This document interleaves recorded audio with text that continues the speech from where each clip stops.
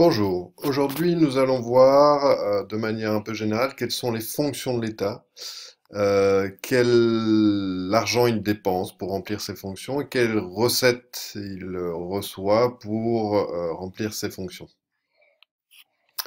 Donc première chose, nous allons aller voir du côté des fonctions de l'État.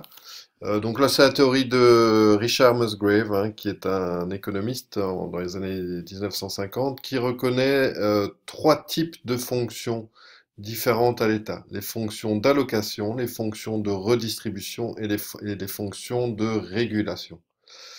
Alors, qu'est-ce que c'est que ça?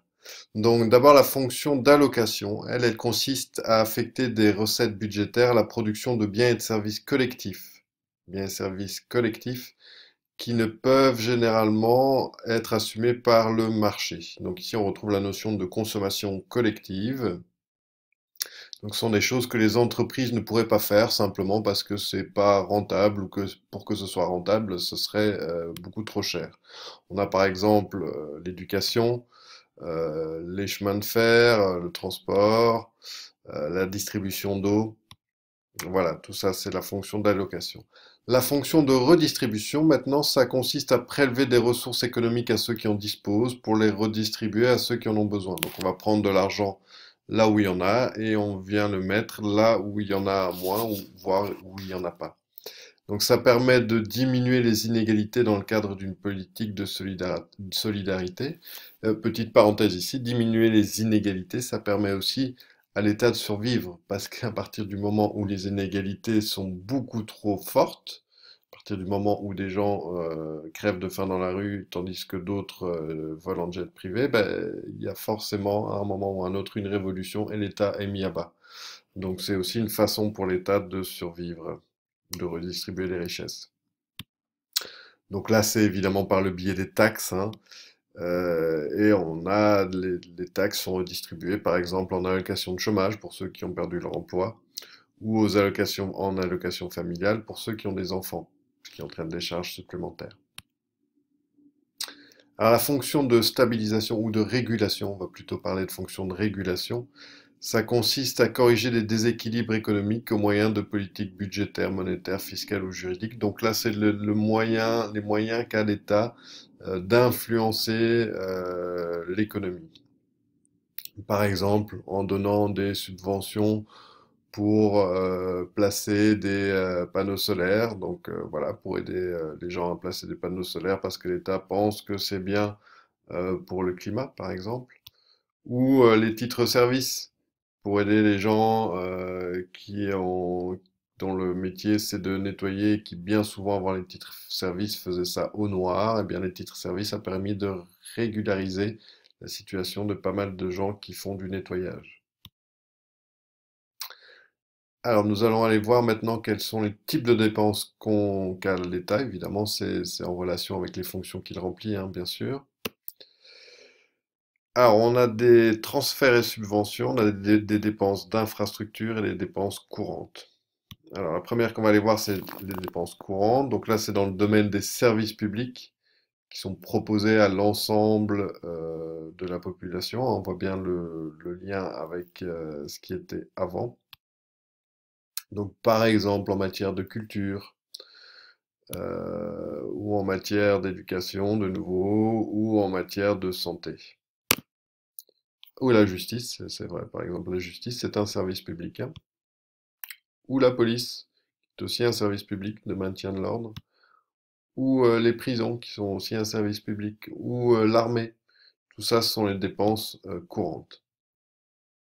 Alors, les dépenses en infrastructure, donc là, ça comprend la construction, l'entretien et l'amélioration des réseaux routiers, par exemple, et ferroviaires, évidemment, les ports, les aéroports, les bâtiments administratifs, les centres éducatifs et culturels, etc.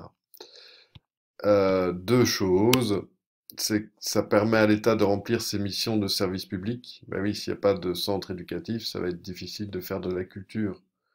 Euh, voilà, enfin, ça va être difficile de faire de l'éducation. S'il n'y a pas de centre culturel, s'il n'y a pas les bâtiments centres culturels, ça va être difficile de faire de la culture aussi.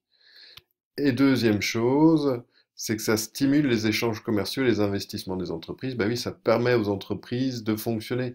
S'il n'y a pas de réseau routier, s'il n'y a pas de port ou d'aéroport, ben forcément, ça va être beaucoup plus difficile de faire du commerce, de faire des échanges, et donc les entreprises vont avoir beaucoup plus de mal à fonctionner. Donc là, vraiment, il y a des infrastructures où tout le monde en tire profit, évidemment.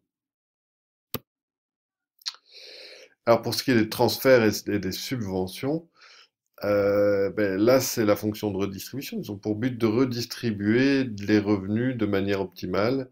Donc les transferts, ce sont des paiements réalisés en faveur de personnes physiques sans la moindre contrepartie, tandis que les subventions, ce sont des paiements réalisés en faveur de personnes morales, d'entreprises, sans la moindre contrepartie. Par exemple, on a le chômage, les pensions, les subventions aux entreprises et aux associations. Donc maintenant, on va aller voir quelles sont les recettes. On va les diviser en deux grands types de recettes. Il y a d'abord les impôts et puis il y a les cotisations sociales. Alors les impôts, il y en a deux sortes. Il y a des impôts directs et indirects. Donc les impôts, c'est quoi? Les impôts sont le paiement d'une somme d'argent effectuée par les ménages et les entreprises à l'État. À l'État. Il n'y a pas État, il n'y a pas à l'État ici dans l'écrit. Sans que le contribuable ne reçoive la moindre contrepartie. Donc il y a les impôts directs. Les impôts directs sont ceux qui varient en fonction de la situation économique des personnes qui les payent, comme l'IPP, l'impôt sur le revenu des personnes physiques, et l'ISOC, qui est l'impôt sur le revenu des sociétés. Oui, ça varie parce que au plus on a de revenus, au plus on paye d'impôts. Au moins on a de revenus, au moins on paye d'impôts. Ensuite, on a les impôts indirects. Donc les impôts indirects sont ceux qui touchent toute la population dans la même proportion, mais qui ne sont payés que lors de la réalisation de certaines activités économiques. Par exemple, l'exemple le plus courant, c'est la TVA, taxe sur la valeur ajoutée. La TVA, on la paye quand on achète un bien. Voilà, à chaque fois qu'on achète un bien, on paye la TVA. Les droits de succession, quand on hérite, il y a des droits de succession. Ou les assises sur les carburants, les cigarettes et l'alcool. Alors, à remarquer que c'est vraiment les impôts les plus injustes parce que tout le monde, quels que soient ses revenus, paye exactement la même chose. Donc, qu'on soit riche ou qu'on soit pauvre, on paye la même chose. Pour quelqu'un qui a beaucoup d'argent, bah, ça fait pas grand-chose. Pour quelqu'un qui a très peu d'argent, ben, c'est sans doute une proportion beaucoup plus conséquente de ses revenus. Alors ensuite, on a les cotisations sociales. Donc les cotisations sociales sont des prélèvements obligatoires. Quand on est un travailleur, les cotisations sociales, c'est plutôt un revenu différé ou une assurance risque. Bah oui, parce que on va retoucher les cotisations, en tout cas une partie des cotisations sociales, à certains moments. Par exemple, à la pension, on retouchera l'argent des cotisations sociales quelque part.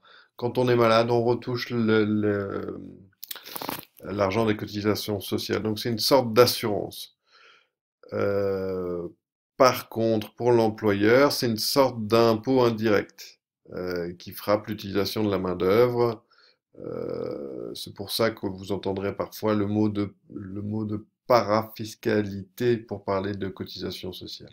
Il faut noter ici aussi que pour les organisations syndicales, par exemple, les cotisations patronales font partie des cotisations, font partie du revenu du travailleur. Voilà, c'est une controverse dont on a déjà parlé et sur laquelle je ne vais pas m'étendre beaucoup plus, mais c'est important de le savoir quand même.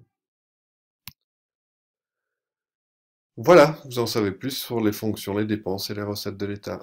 Merci.